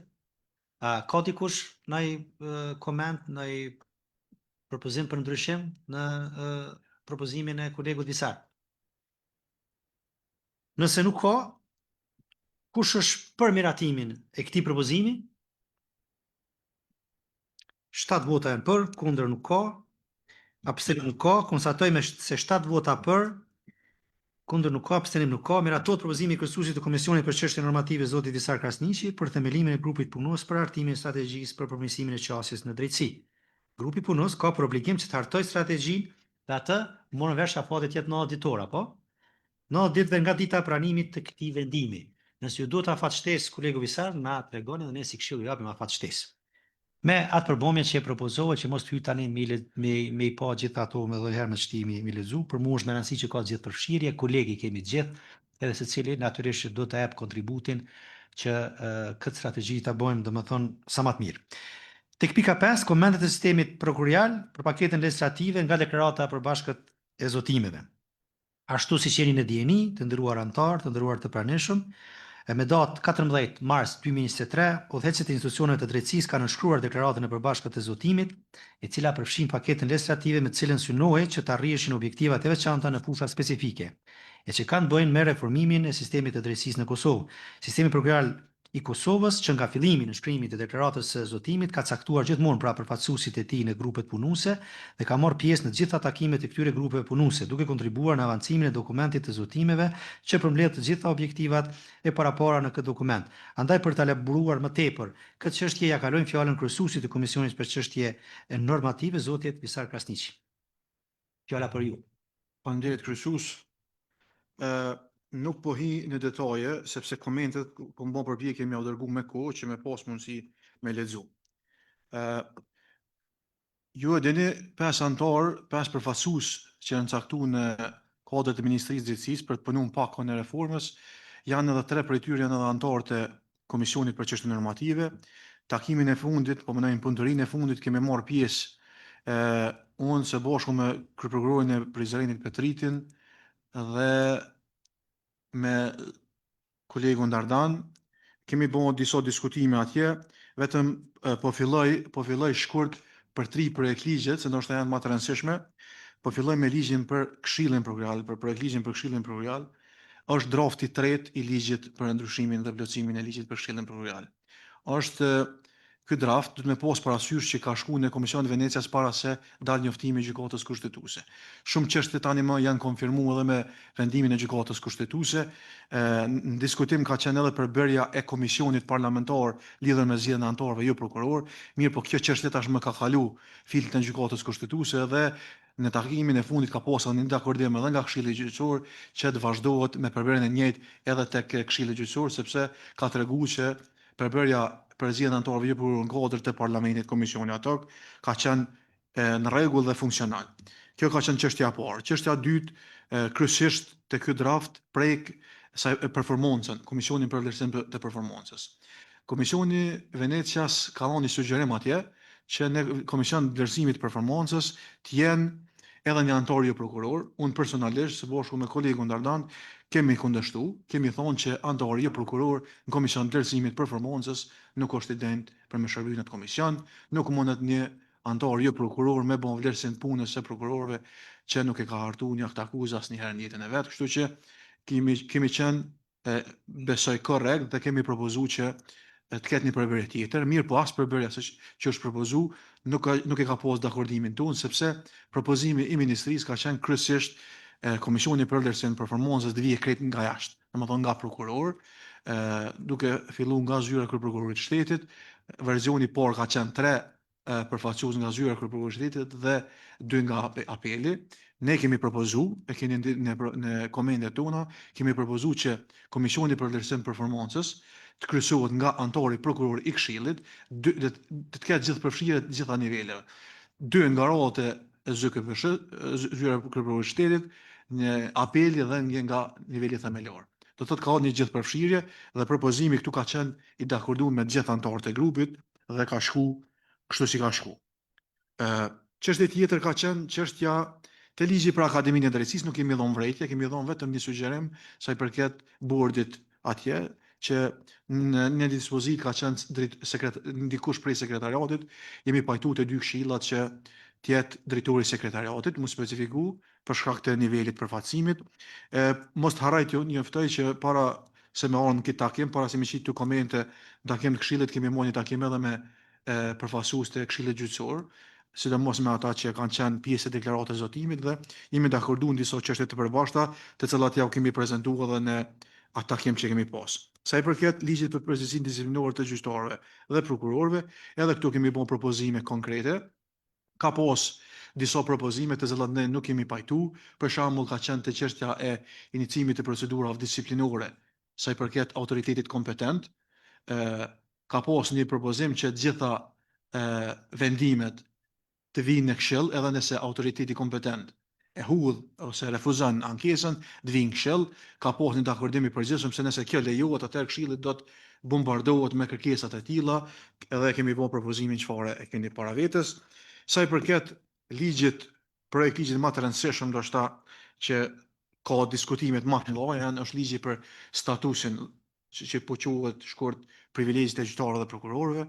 Këtu nuk ka një pajtim të përgjithshëm, edhe as mes të 2 këshillave s'kemi mundë pas një pajtim të përgjithshëm, sepse propozimet çfarë janë dhënë në draftet që janë tashmë edhe publike, janë vendosur në diskutim publik, nuk përbëjnë ndonjë risi sa i përket legjislacionit aktual, sepse ato veçantë mbuluane me legjislacionin në fuqi, përfshir rekrutimin, transferimin, avancimin, nuk përbën risi. Prandaj propozimet detajume kemi dhënë sa i përket këtij projekt ligji.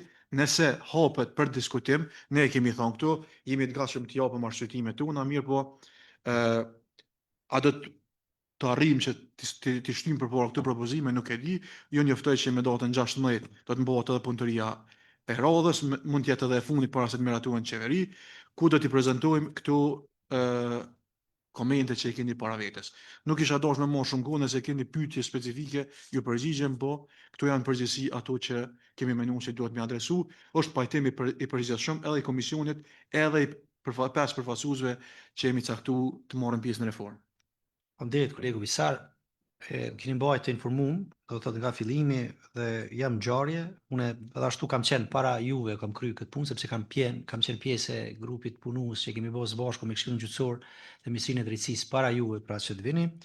Ajo që kam theksuar atëherë, po e theksoj edhe tani dhe do ta theksoj gjithmonë se reforma në drejtësi nuk ka pa përfshirjen e vet aktorëve të brendshëm brenda vet sistemit, sepse reforma nuk mundet me bëjë ekzekutivi për pushtetin gjyqësor pa i përfshirë vet ata për ligjet që ata vet kanë me zbatu.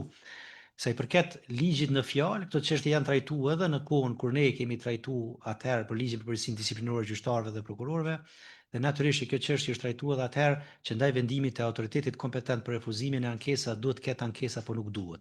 Edhe natyrisht që qëndrimi joni ka qenë sikur se i Këshillit Gjyqësor që të mos ketë, sepse nëse ka, atëherë në një ankesë të tillë shkon në këshillin, nëse këshilli e refuzon, atëherë ajo është subjekt për me dërgu pastaj në gjykatë, që i bie se çdo rast një fazë të hershme të hapet procedura administrative pa nevojshme, po flas për gjykatën administrative këtu, edhe kish me qenë unë veç tani që jam kryesuesi i këshillit, vetëm mundem me thonë që për gati një muaj punë sa kam bë, janë nuk e di saktësisht, po gati 10 raste që kanë ardhur njoftime nga autoriteti kompetent të kryeprokurorëve, do të thotë prokurorive të ndryshme të Republikës së Kosovës, të cilët më kanë informuar mua që nuk kanë gjetë bazë për të shku tutje. Prandaj mendoj se sikur që është kjo mënyrë duhet mbetet kështu dhe të mos kalohet pastaj në një çështje tjetër, sepse autoritetit kompetent i mbetet për ta vlerësuar pra veprimin e një prokurori të vet varës të vetit që ka vend që shkojë më tutje deri në këshill apo jo.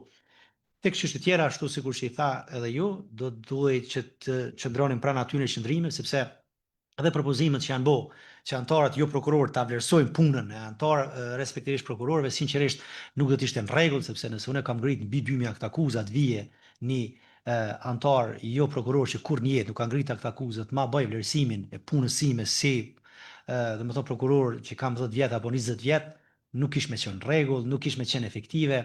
Mendoj që mënyrën sikur që kemi është shumë e mirë, një gjithë përfshirje në kuptimin e komisionit për vlerësimin e performancës nga niveli ZKPSH-s, i apelit edhe i prokurorive themelore, duhet vazhdojmë kështu në këtë mënyrë, sepse krejt fund kjo është tregu diçka që është e suksesshme deri më tani edhe duhet vazhdoj tutje, sepse më së miri e din për shembull një prokuror i ZKPSH-s, një prokuror i apelit ose i nivelit themelor se një akt akuzë ose një akt që është nxjerrë nga ana një prokurori a është në rregull, a i plotson ato standarde, ato kritere që kërkon ligji. Prandaj në këtë aspekt unë ju përgëzoj për punën e mirë që e keni bë, kisha dashur që të vazhdoni tutje dhe natyrisht i keni gjithmonë parasysh jo vetëm kërkesat, por edhe interesat e sistemit prokurial, kur i përfaqësoni atje dhe gjithmonë na mbetemi në dispozicion tuaj që ti diskutojmë së bashku dhe nëse duhet, domethënë çdo ndryshim ne jemi këtu për atë pjesë. Unë nuk kam diçka tjetër për më shtu për këtë, nuk e di kolegë nëse kanë, po kolegu Milat, na fjala për ju. Po kryesues faleminderit. Deshta më shtu sepse kur po flasim për gjithë përfshirjen, ndoshta është mirë që të përfshihet edhe mundësia e prokurorëve të prokurorisë speciale, sepse nuk përmendet. I kemi nivele tjera, ZKPSH, ne kemi edhe apelin si shkallë e dytë, i kemi edhe themeloren, ndoshta është mirë që të përfshihet edhe kjo prokurori që t'jenë përfshira dhe të gjithë sipas shortit, ose ngjashëm ndoshta sikurse tek zgjedhja e antarëve të këshillit që e kemi ZKPSH në apelin dhe speciale në një vend. Tu të kneni 27 të komentet faqe 7, tu e kam fjallën që të Komisionit për vlerësim performancës është gjithë përfshirja, është po mendoj një përbërje e mirë, por mungon pjesa e prokurorisë speciale. Veç për sqarim. Kemi 3 nivele të përfaqësimit në kuadër të sistemit prokurial. Nivelin themelor, apel, ZKPSH. Dhe natyrisht tash prokuria speciale është prokurori speciale për shkak të natyrës së lëndëve që ka, për shkak ligjit që ka, mirë po përfaqëson pra nivelit themelor, sepse ju e dini vendimet e juaja trajtohen nga prokuria e apelit deri në ZKPSH, kështu është hierarkia. Prandaj vetëm që kemi parasysh të çështja e angazhimit pajtohem që në të ardhmen pse jo, nga niveli themelor të ketë edhe prokuror nga prokuria speciale që do të marrin pjesë në këto komisionet, pse jo, sepse funit është prokuria niveli themelor edhe kish me qenë veç ka kish me plotsu më mirë një komision të tillë, s'ka asnjë pengesë.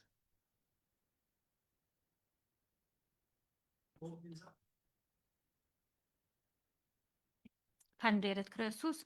Kështu, po filloj prej ligjit për statusin e prokurorëve dhe gjyqtarëve, shumica e komenteve të cilat grupi punus i kanë vendos, pajtohem me to dhe mendoj që janë shumë të mira, sidomos me faktin domethënë që gjyqtarët dhe prokurorët pas pensionimit duhet ta kenë status, duhet ta gëzojnë status për shkak të punës të cilën e kanë bërë. Unë vetë të kjo pjesë e pensionimit veç kisha dashur me diskutu çështjen e moshës, domethënë është propozu që të zgjatet mosha e pensionimit për gjyqtarë dhe prokuror në 67 vjet.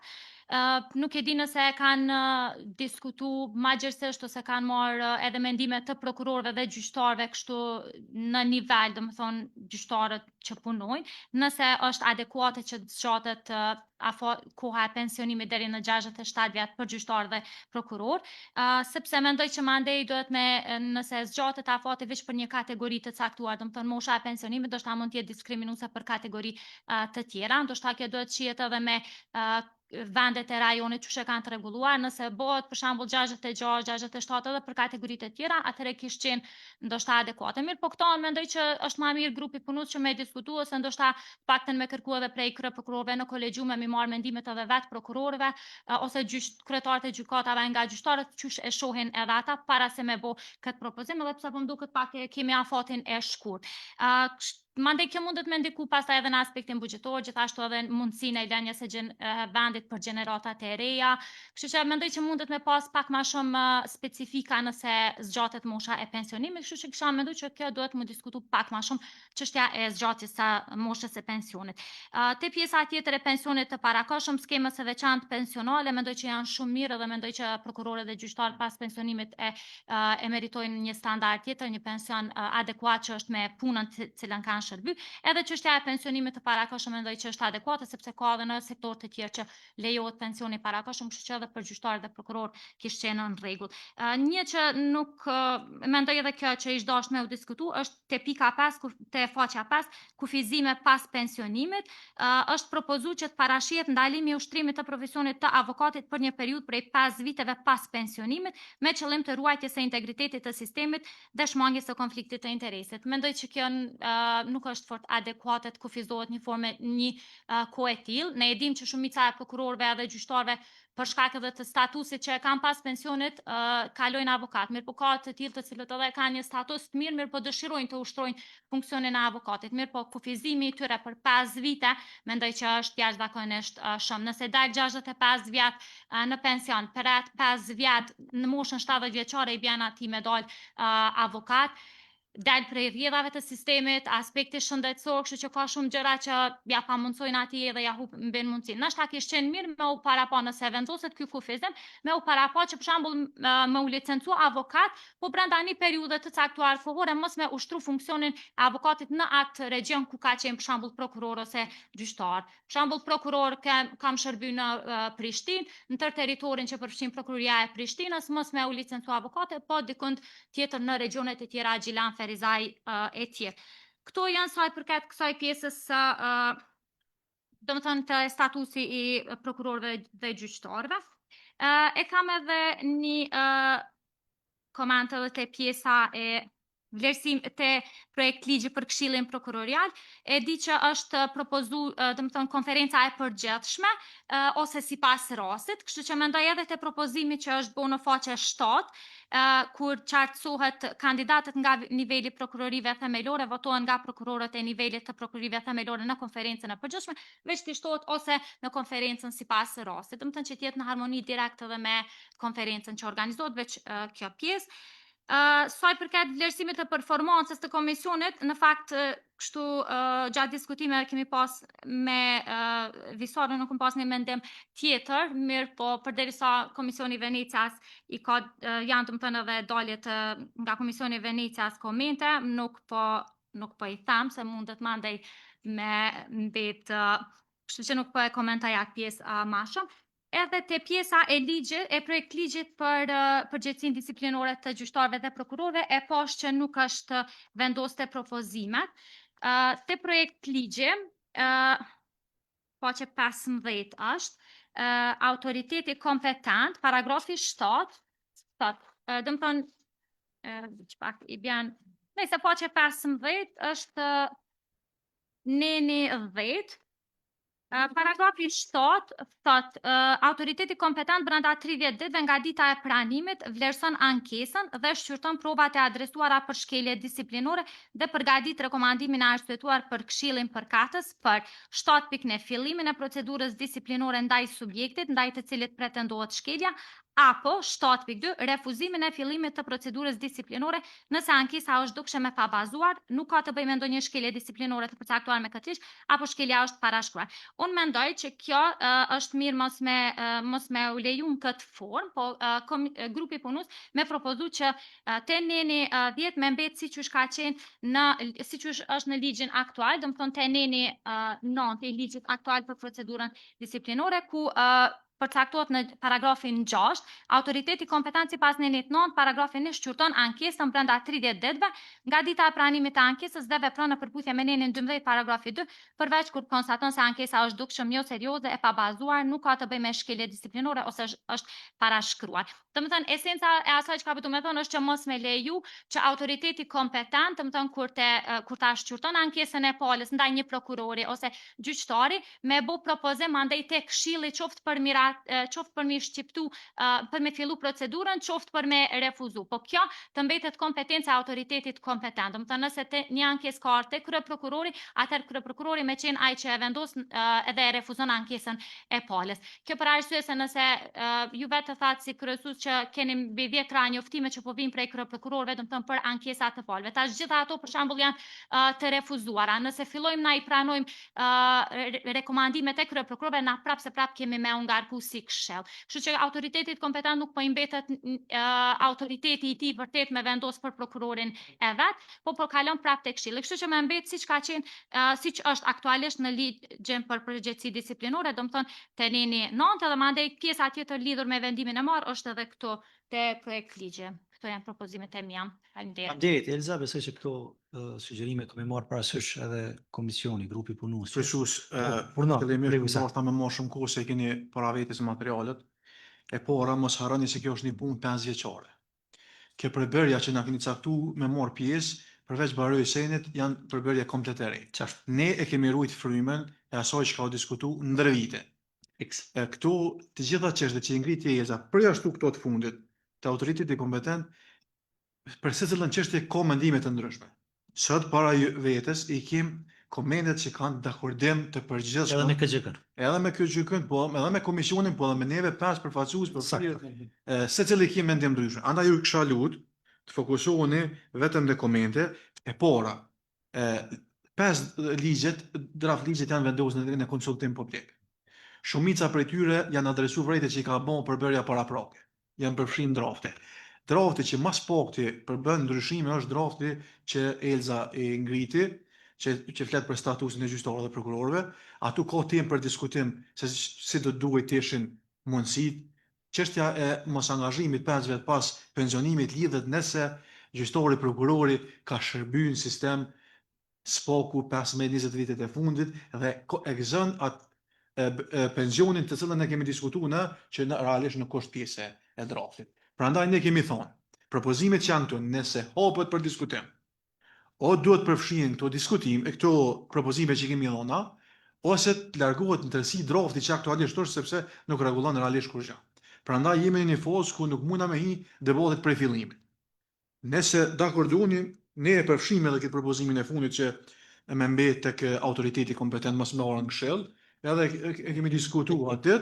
Jo, e kemi thonë edhe atje dhe kemi arsyetuar me pamundësinë e përmbushjes të detyrimi për shkak vëllimit të punëve të mëdha dhe numrit të vogël të anëtarëve në këshill, sepse kemi thonë edhe atë kryesuesi zëvendës kryesuesi kryeprokurorin parim veçantisht kryesuesi dhe kryeprokurori kanë të pamundur të ngarkohen me këtë çështje, pastaj 3 anëtar janë bartës të komisioneve, kështu që kishme qenë pamundur të trajtimi dhe se rrjedhoja e saj, neve përveç që do të zbehet autoriteti kryeprokurorit do të kemi lëshime të afatet për shkak të pamundësisë.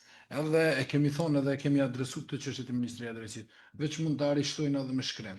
Ne do të diskutojmë, kjo është veç edhe një fazë e radhës. Mandej do të jem në pjesë e grupe punuese deri në kovan. Ju siguroj që do t'ju mbajmë të informuar në çdo hap. Për më tepër, këto komente që keni para vetes, i kemi prezantuar, nëse s'gaboj para disa ditë me prokurorin Bare me Taeksin, edhe ata i kanë kërkuar të njëjtat që ti kanë. Mirë, a ka dikush që dëshiron të marrë fjalën? Nëse jo vendosim në votim sepse janë çështje që kemi diskutuar ndër vite. Këto që propozimi e shtojmë që të propozimin. Që propozimin e Elzës, po, atëherë kush është për miratimin e këtyre komenteve me propozimin e Elzës? 3, 6, 7, kundër nuk ka, abstenim nuk ka. Konstatoj se me 7 vota për, asnjë abstenim, asnjë kundër, miratohen komentet e sistemit prokurial për paketën legislative nga deklarata për bashkët e zotimeve. Pika 6 është themelimi i grupit mbikëqyrës të zbatimit rregullores numër 03/2021 për menaxhimin e lëndëve përmes sistemit SMIL në sistemin prokurial. Pra, tek pika 6 e rendit të ditës e kemi propozimin e kryesuesit të komisionit që tha në fillim për çështje normative pra zoti Visar Krasniqi për themelimin e grupit për mbikëqyrjen e zbatimit të rregullorës 03/2021 për menaxhimin e lëndëve përmes sistemit elektronik në sistemin në prokurial. Andaj ja kalojmë fjalën këtu zotit Krasniqi që ta jap më tepër detaje për këtë propozim. Urdhëro zoti Krasniqi, fjala për ju.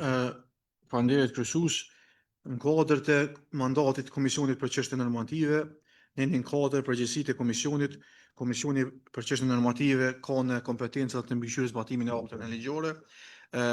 Ditën kur e kemi miratuar edhe planin e punës, në konsultim të përgjithshëm me partnerë ndërkombëtar, me shoqërinë civile dhe të gjithë të tjerë, jemi zotuar që krahas ushtrimit të mandatit si komision për të hartuar ligje, për të propozuar ligje, për të propozuar akte nënligjore, do të jetë fokus i veçantë edhe mbikëqyrja e zbatimit të akteve nënligjore, gjë që nga ajo që kam marrë informim nga sekretariati ka ndodhur vetëm një herë këshilli, kështu që kemi filluar me këtë rregullore për shkak të e para investimit të madh që është bërë në sistemin e përmendarjen e landëve SMEL dhe kemi parë që ka nevojë që kjo rregullorje pas nëse s'gaboj 5-6 vite sa është në fuqi, ka nevojë të bëhet një vlerësim se sa dispozitat e kësaj rregullore fillimisht po zbatohen dhe ka probleme ose dispozitat e kësaj rregullore përbën pengesë në zbatimin e sistemit SMEL. Prandaj propozoj që këshilli ta miratoj këtë grup punues dhe brenda një periudhe prej 45 ditësh ta sjellin para këshillit një raport lidhur me nivelin e zbatimit të kësaj rregullore. Jo vetëm kjo rregullore, por në përgjithësi të gjitha rregulloret që nxjerr Këshilli Prokuror i Kosovës i dedikohen sistemit prokuror dhe si tilla janë të detyrueshme për zbatim. Sa i përket mosbatimit të kësaj rregullore, për informimin tuaj, pikërisht edhe raporti i progresit e ka vendosur këtë si problem sepse thotë smili nuk zbatohet në gjithë sistemin prokuror. Nga informatat e fundit që unë tani kam nga shërbimi IT-s të Sekretariatit të Këshillit Prokuror të Kosovës, emailin e fundit që kam pranuar sot, del që tani më ky sistem, do të thotë për registrimin elektronik, menaxhimin elektronik të landeve, po zbatohet në krejt sistemin. Po është mirë ju si grup punues që keni me kanë si komision me dalë me pa apo zbatohet në të gjithë prokurit.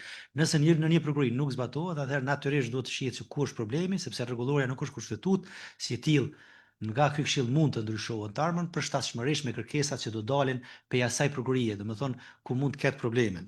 Prandaj jo vetëm për këtë rregullore, mendoj që në përgjithësi ju si komision për çështje normative, meqense keni mandat si tillë, gjithmonë kujdeseni të shohim se sa po zbatohen rregulloret tona në mënyrë që t'ua bëjmë dije të gjithë barzëve të funksioneve prokuroriale në krejt sistemin, që rregulloret janë aty për tu zbatuar, ashtu sikur që janë nxjerrë dhe janë imperative si tilla dhe nuk ka aty do të diskutim.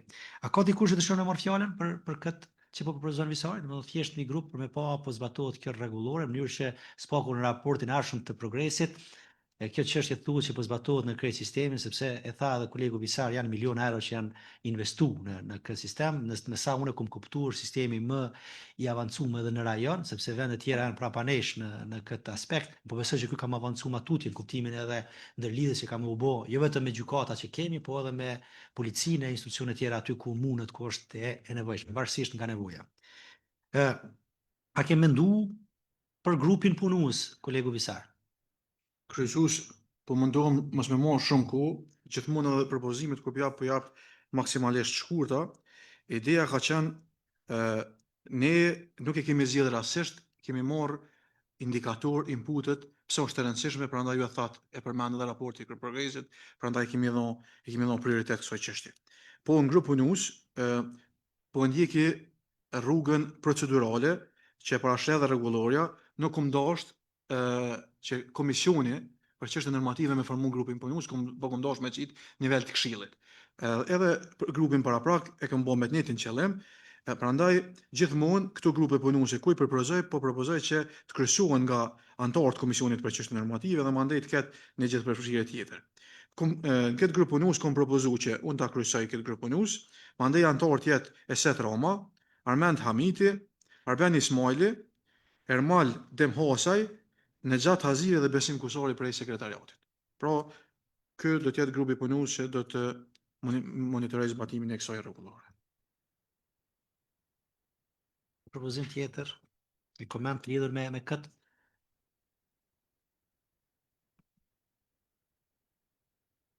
Natyrisht që ju do të, mesi që ta bëni skanimin e krejt gjendjes, do ta bëni një raport për Këshillin, lidhur me zbatimin e kësaj rregullore, a është duke zbatu, nëse nuk është duke zbatu, cilat janë pengesat, mënyrë që shohim pastaj që rregulloria a është adekuate dhe nëse duhet, pse jo, të ndryshohet. Nëse kryesues formohet ky grup punues, ne zotohemi që brenda 45 ditëve të sillëm në Këshill raportin me rekomandime konkrete. Okej, ka dikush që dëshiron ta marrë fjalën? Nëse jo, vendosim votim. Kush është për themelimin e këtij grupi punues me këtë përbërje që propozoi kolegu Visar? 3, 5, 6. Kundër? Abstenim? Ne. Okej, 6 vota për, kundër s'ka, abstenim ne. Themelohet grupi punues për mbikëqyrjen e zbatimit të rregullorës 03/2021 për menaxhimin e lëndëve përmes sistemit elektronik SMIL në sistemin proprial. Të ndryshme, a ka dikush ndonjë çështje që cilën dëshiron ta ndan për ta diskutuar te kjo pikë? Nëse nuk ka, të nderuar anëtar Këshillit Prokuror të Kosovës, konstatoj të mbyllur takimin e ditës së sotme. Faleminderit për pjesëmarrjen tuaj.